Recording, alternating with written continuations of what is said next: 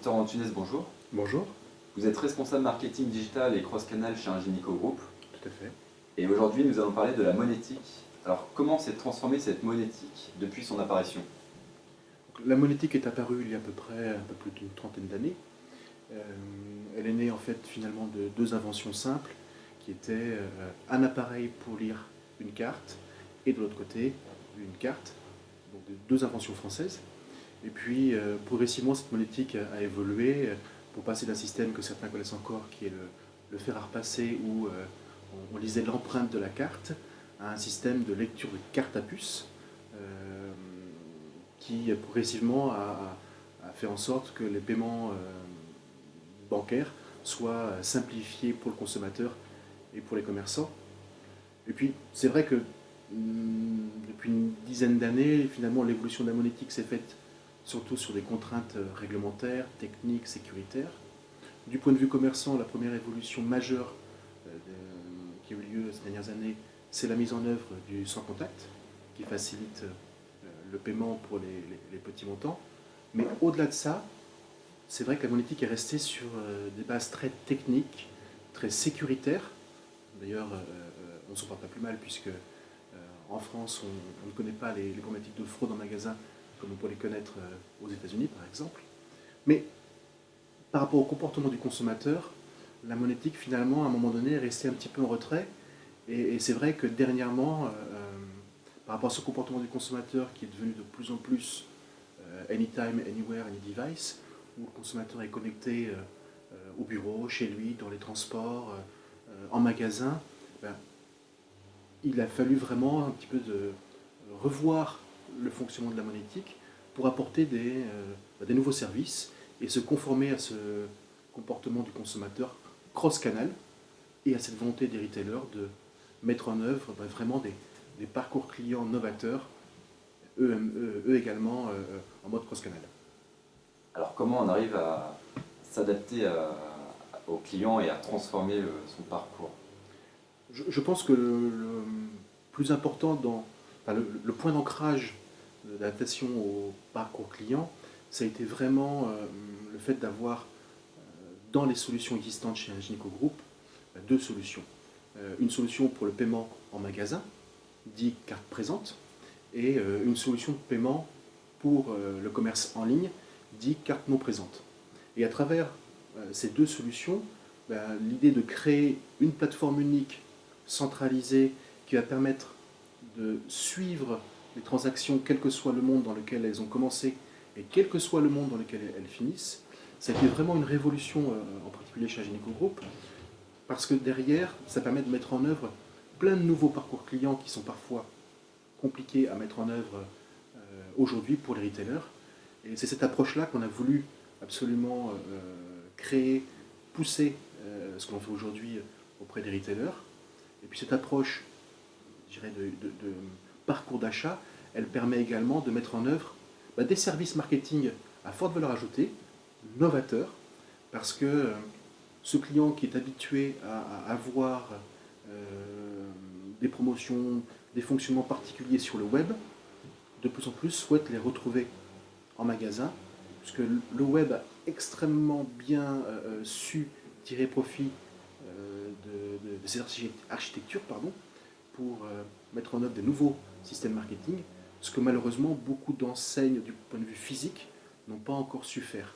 Et aujourd'hui, à travers une solution qui fonctionne en ligne et en magasin, on est capable de proposer des nouveaux parcours d'achat, mais aussi des nouveaux services marketing venus du web en magasin.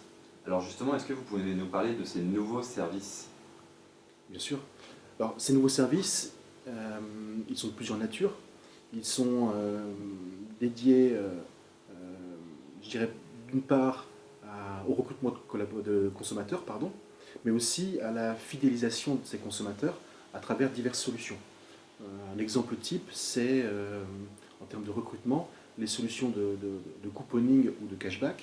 Couponing, c'est-à-dire que toutes les bases de données gérées par des grandes agences marketing sur le web qui aujourd'hui peuvent avoir plus de 5, voire parfois 10 millions de consommateurs enregistrés, vont pouvoir cibler des consommateurs particuliers qui, en fonction de leur comportement d'achat, vont être susceptibles d'apprécier des coupons dédiés sur certaines enseignes. Ce qu'elles font aujourd'hui sur Internet via les cookies, ben demain elles vont pouvoir le faire via la monétique en magasin.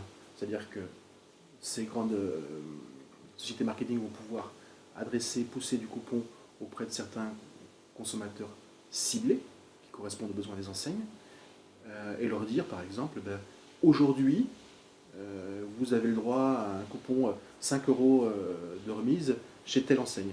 Le consommateur pourra aller dans l'enseigne en présentant son smartphone avec un code barre simplement à lire en caisse.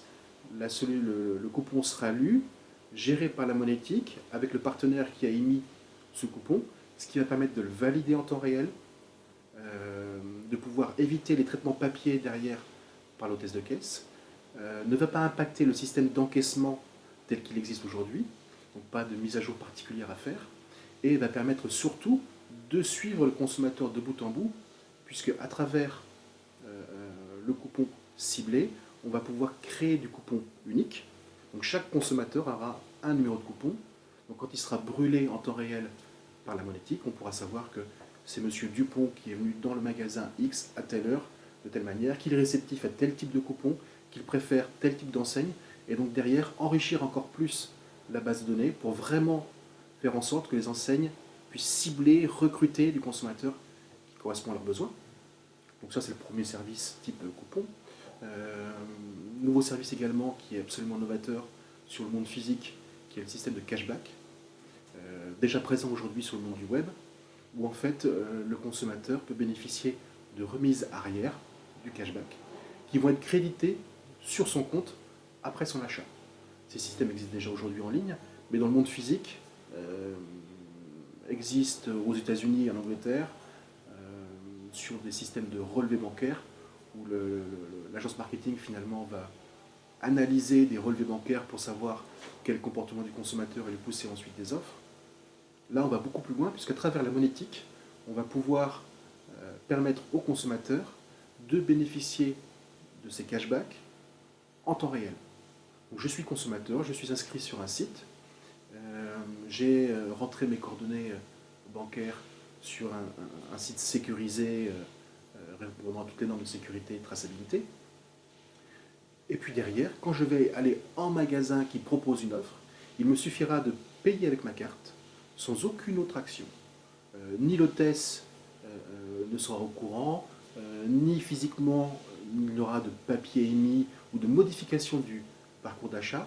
Par contre, moi, consommateur, en payant avec ma carte, finalement, je vais remonter dans le système ma transaction, me faire identifier grâce à mes données que j'ai inscrites, et dans les 3 minutes qui vont suivre, j'aurai l'information sur mon téléphone portable qui me dira « Bonjour Monsieur Dupont, vous venez d'acheter tel produit dans le magasin X.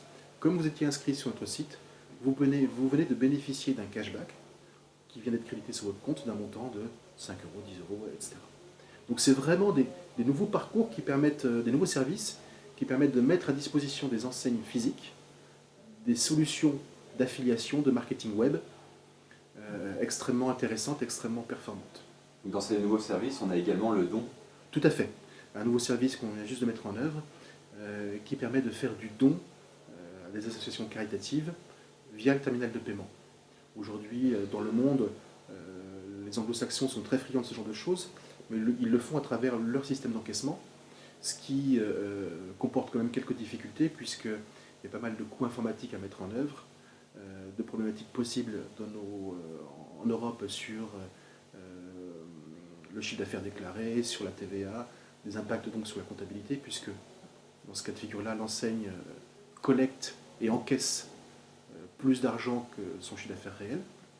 Et donc notre volonté était de faire en sorte de simplifier la mise en œuvre de ce genre de solutions qui sont extrêmement intéressantes et extrêmement puissantes, puisque on sait très bien que, compte tenu de la crise, le nombre de gens qui nécessitent l'aide d'associations caritatives a augmenté, que le volume des dons baisse, et donc il nous a paru important chez Ingenico de pouvoir aider la mise en œuvre de solutions comme celle-ci.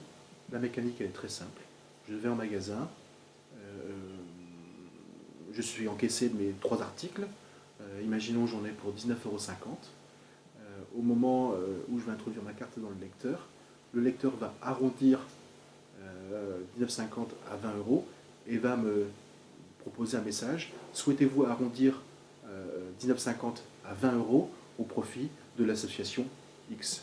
Et moi, en tant que consommateur, classiquement, je n'ai qu'à appuyer sur la touche verte ou rouge pour invalider, ou de dire bah non, je ne donne pas.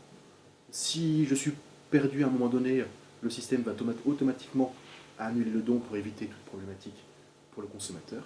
Et donc, à travers le système Ingenico qui va faire l'arrondi, on va pouvoir collecter de l'argent qui sera ensuite reversé par les organismes qui gèrent la collecte aux associations directement, sans aucun frais.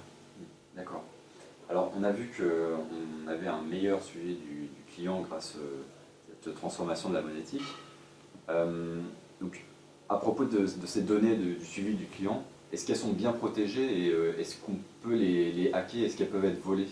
En fait, ces nouveaux parcours d'achat consommateurs, finalement, nous ont bien aidés parce qu'ils nous ont quelque part poussés et ont conforté notre volonté de mettre en place des règles de sécurité de plus en plus importantes.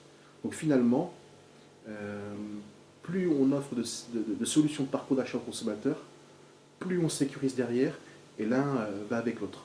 Et du coup, cette sécurisation, elle permet en plus de mettre en œuvre des parcours d'achat consommateurs extrêmement intéressants, parce que comme les données sont cryptées et qu'elles sont complètement insensibles et du point de vue sécuritaire et du point de vue CNIL, du coup on peut les utiliser pour pouvoir analyser et suivre non pas les consommateurs individuellement, mais les consommateurs X dans le cadre d'un comportement d'achat. Donc pour un retailer, il va pouvoir, avec ces données sécurisées, désensibilisées, être capable de mieux appréhender les parcours d'achat du consommateur et comprendre finalement comment se comporte son consommateur quand il est sur son site web, quand il vient en magasin, quand il commence en magasin et ensuite va sur le site web, et inversement.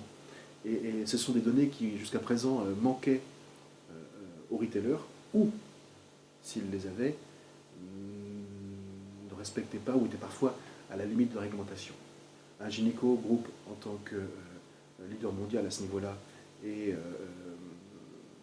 conforme aux normes sécurité PCI DSS, est en mesure d'apporter ce service au retailer qui est: nous prenons en compte vos données sensibles, nous les sécurisons, nous vous donnons des statistiques sur le comportement d'achat de vos consommateurs, ce qui vous permet d'être plus présent en termes de communication auprès de vos consommateurs d'une part, mais surtout permet aux consommateurs d'être tranquilles en termes de sécurité et de pouvoir mettre en œuvre des nouveaux parcours, comme par exemple le fait d'acheter un produit en magasin, de revenir chez soi, se rendre compte que finalement ce produit ne plaît pas, de pouvoir le renvoyer par la poste et d'être recrédité sur sa carte sans avoir besoin de revenir en magasin et sans avoir besoin de donner ses coordonnées bancaires à un opérateur téléphonique qui peut, bien peu, s'empresser de les copier pour pouvoir derrière après frauder sur Internet.